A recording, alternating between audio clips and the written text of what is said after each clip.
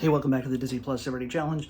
And today we have Home Sweet Home Alone. This is very obviously a sequel, yet another one. I think this is technically Home Alone 6 uh, in the series. I don't think all of them are on Disney Plus at the moment, but they've added, they come and go depending on the season. I think 1 and 2 were removed for a while after the holidays and before last year's holidays, and they show up around Christmas each year.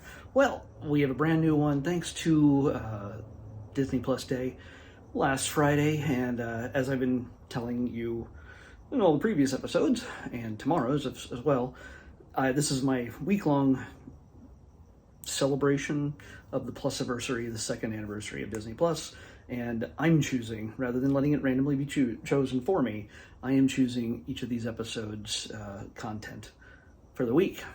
It's all new stuff that has just been launched on Disney Plus.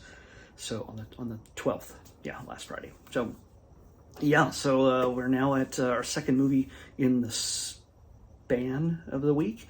This is Home Sweet Home Alone. This is obviously from this year. It's an hour and 35 minutes, and yeah, it is definitely a Home Alone movie. It's a 2021 version, and it sets itself apart in a number of different ways. It has a really big cast, but they're not really used. They're sort of meant, I mean, there's some comedians that I really, really like in this. Pete Holmes, Chris, why can't, my brain, Tim Simons, Chris Parnell. By the way, you're going to find a number of Saturday Night Live actors in this. Former Saturday Night Live actors. Oh, and current, because Kenan Thompson's in this as well as a realtor. Because, well, this is co-written by Mikey Day, which is a current cast member, and Streeter Seidel, who has been a writer on the show for a while.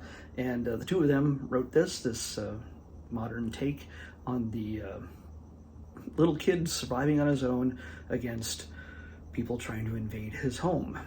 And but the thing is, I'm not going to spoil anything. I do not want to spoil anything for you if you're planning on watching this between now and Christmas, especially if you're not going to watch it for a while.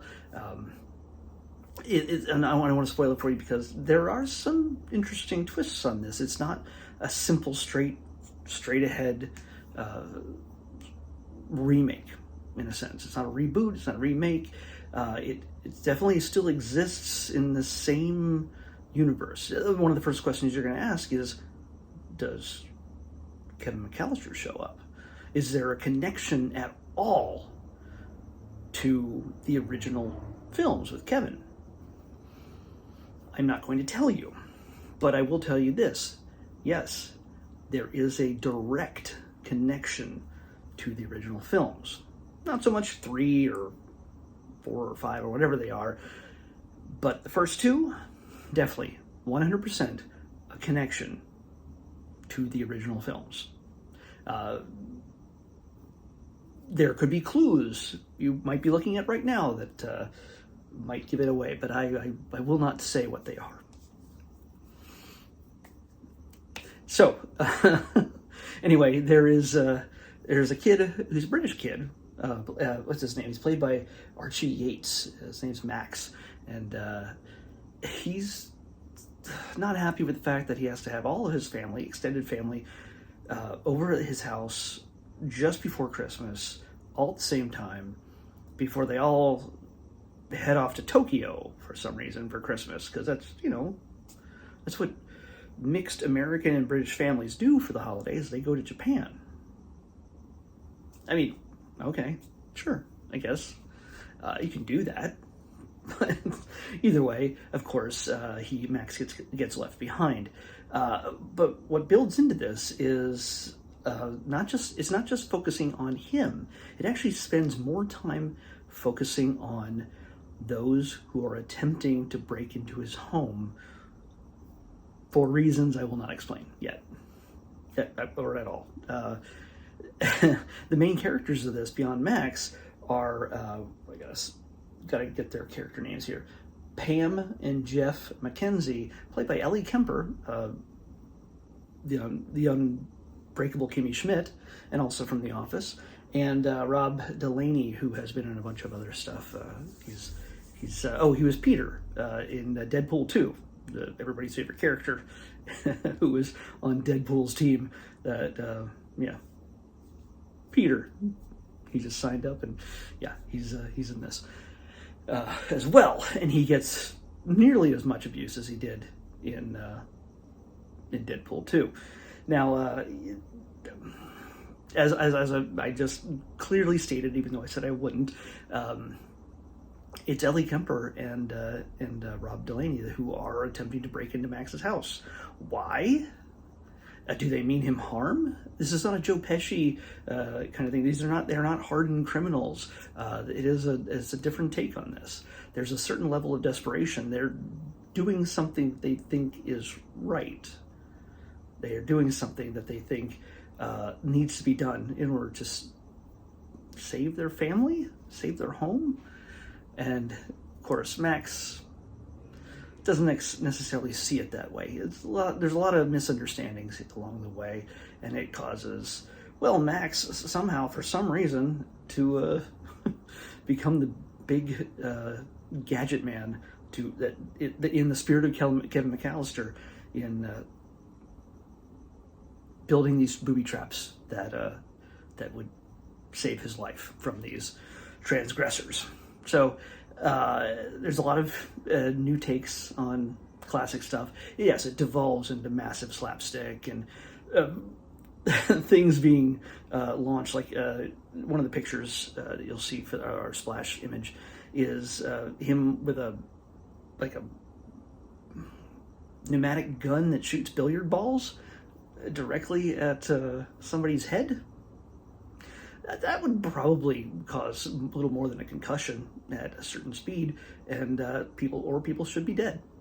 He uses everything in the book, but the kind of thing is, you're like thinking, how in the world does this kid in the modern day get left home alone when we have so many things, so many ways to keep in contact with each other and stay connected?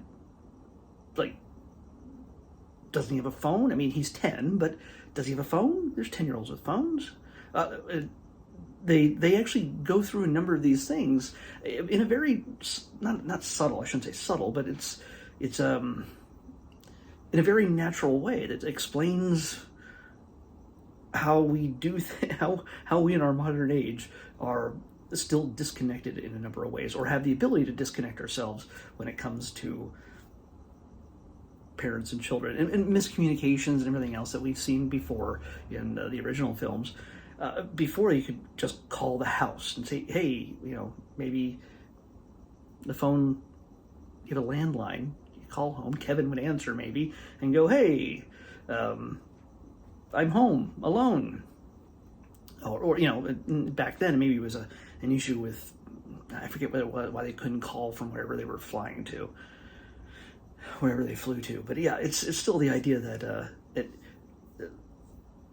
the parents have a certain level of control, and there is a generic version of like the Apple Siri thing, or the Amazon Dot, or whatever those things are, those AI things in the house, but it only speaks German, so it makes things a little difficult at first. But yeah, there's lots of callbacks to the original, not just in lines, but the connection that I talked about to the original.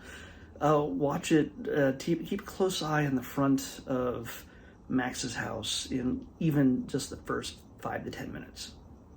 There's a huge little Easter egg right up front that pays off a little bit later. But yeah, it's funny. It's the kids.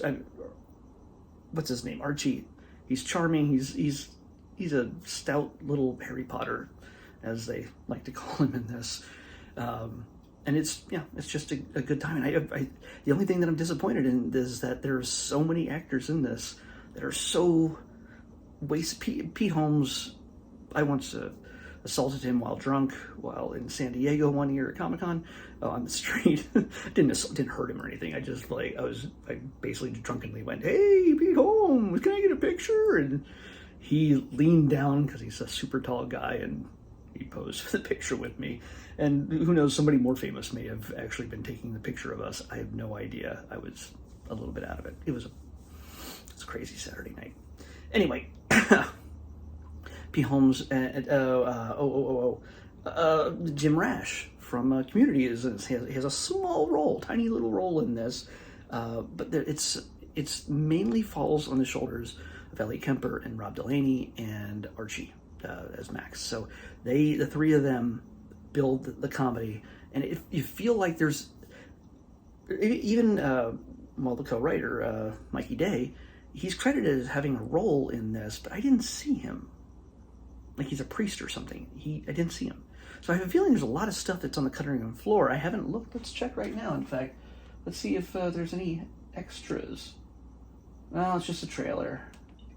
Oh, okay. Well, it's just a trailer. I was hoping there would be like deleted scenes and things like that, since this is the kind of thing that's not going to just show up on a Blu-ray or whatever. Well, maybe eventually, but right now, Disney Plus, come on, put the extras out there.